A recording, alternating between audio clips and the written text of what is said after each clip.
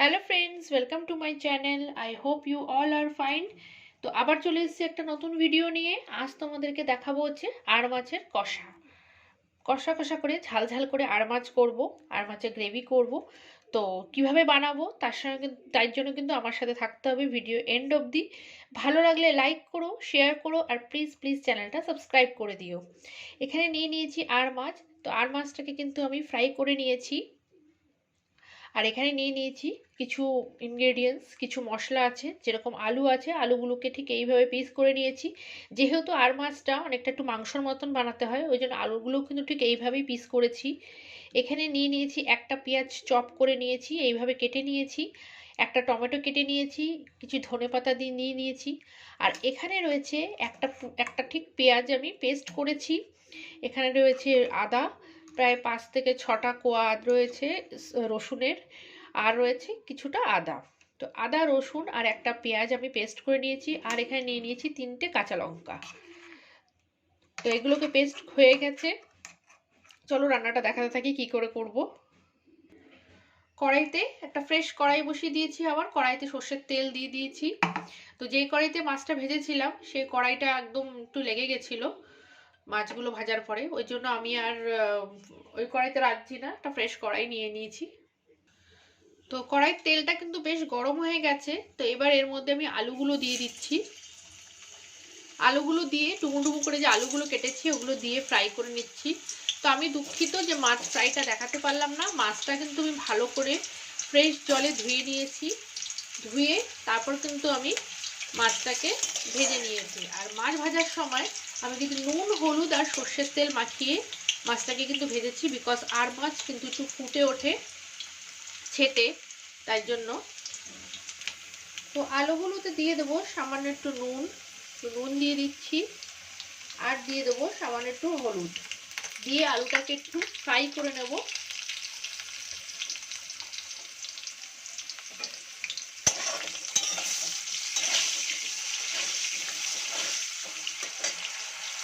So আলুগুলো কিন্তু fry হয়ে গেছে, আমি তুলে নিয়েছি। এবার তেলে আমি দিয়ে দেবো গোটা গরম মশলা। গোটা গরম মশলা দিয়ে দিলাম, তার সাথে সাথেই দিয়ে দিচ্ছি জিরে, সাদা জিরে।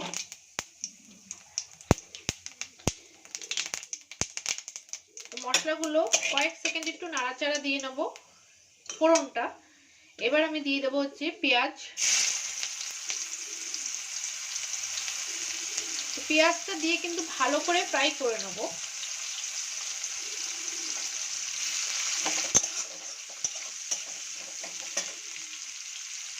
তো পেঁয়াজটা ফ্রাই হয়ে গেছে, আমি টমেটোগুলো দিয়ে দিয়েছি। টমেটোটা দিয়ে আমি টমেটোটাকে একটু নরম করে নেব।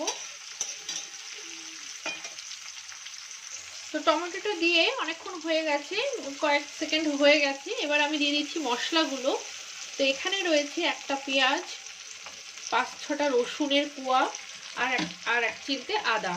তো এখানে আমি 8টা আর মাছ রান্না করছি, সেই আন্দাজে কিন্তু আমি ইনগ্রেডিয়েন্টসগুলো সব নিয়েছি।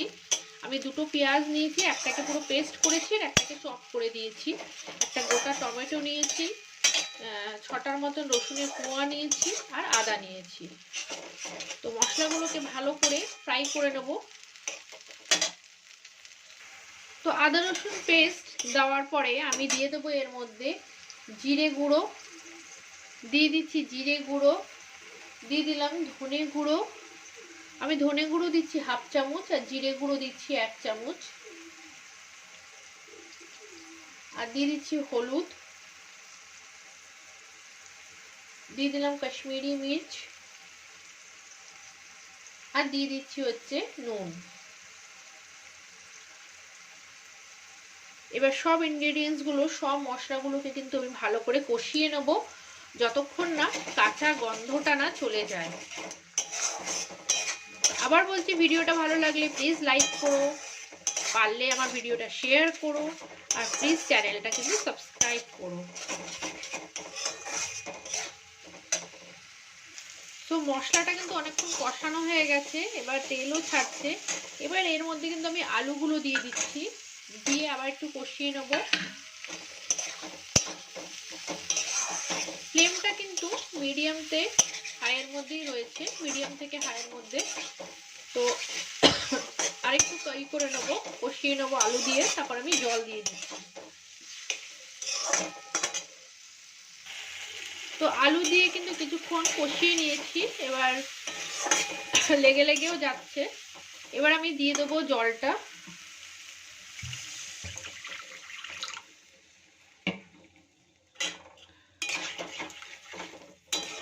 বেশ কষা কষাই বানাবো, পাতলা ঝোল করবো না।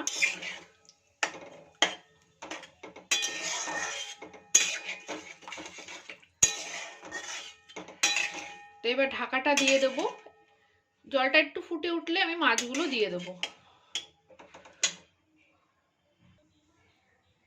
চিনিটা দিতে ভুলে গেছিলাম, তো এই সময় জলটা এখনো ফোটেনি, আমি চিনি দিয়ে দিচ্ছি। তো ঢাকাটা দিয়ে দিচ্ছি। তো জলটা কিন্তু টকবক করে ফুটে উঠছে, আমি ফ্লেমটা একটু কমিয়ে দিচ্ছি, ফ্লেমটা একদম হাইতে করে দিয়েছিলাম। এবার আমি মাছগুলো দিয়ে দিচ্ছি, দেখে নাও এখানে 8 পিস মাছ আছে, আমি মাছগুলো সব দিয়ে দিলাম।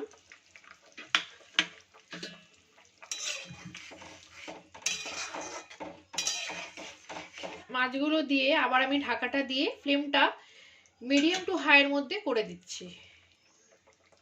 তো রান্না কিন্তু আমার অলমোস্ট কমপ্লিট, দেখে নাও খুব সুন্দর একটা কালার এসছে, পুরো মাংসর মতন।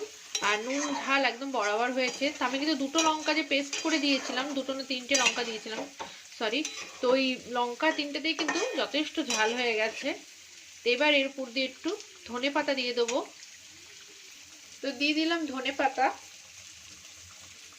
আর যেহেতু এটা তাজা মাছ না, তাই গরম মশলা কিন্তু অবশ্যই দিতে হবে।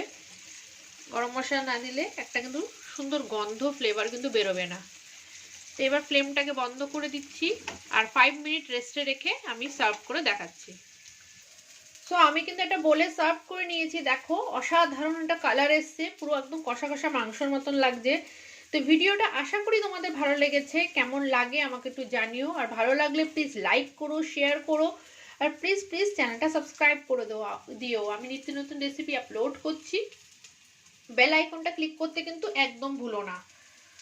তো প্লিজ একটা লাইক করো। আমার সঙ্গে এতক্ষণ থাকার জন্য অনেক ধন্যবাদ। আবার আসবো নতুন ভিডিও নিয়ে। ভালো থেকো, সুস্থ থেকো।